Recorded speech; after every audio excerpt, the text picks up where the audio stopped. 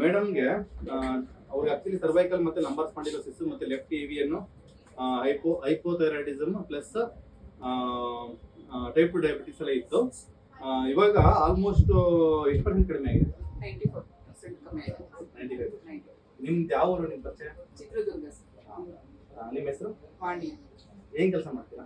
House wife ಎಷ್ಟು ವರ್ಷದಿಂದ ಈ ಸಮಸ್ಯೆ ಇತ್ತು?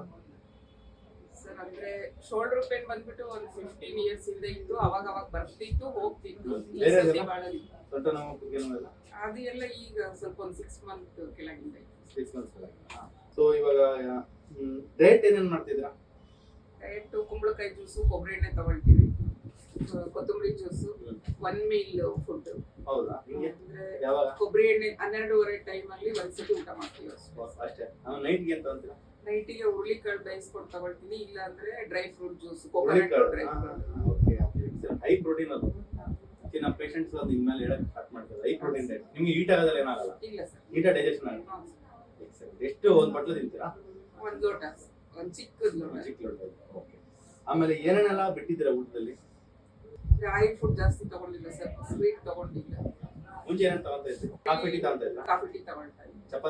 ಚಪಾತಿ ಬಿಟ್ಟಿದ್ದೀನಿ ಸರ್. ಉಪ್ಪಿಟ್ಟು ರವೆ ಐಟಮ್ ಏನು ತಿಂತಿಲ್ಲ ಅಷ್ಟೇ. ಗೋಧಿ ರವೆ ಬ್ರೆಡ್ ಬಿಸ್ಕೆಟ್ ಎಲ್ಲ ಕಮ್ಮಿ ಮಾಡಿದ್ರಾ? ತಿನ್ನಲ್ಲ. ಇವತ್ತು ಒಂದು ದಿವಸ ಅಲ್ಲ ಇಟ್ಸ್ ಓಕೆ. ಬಟ್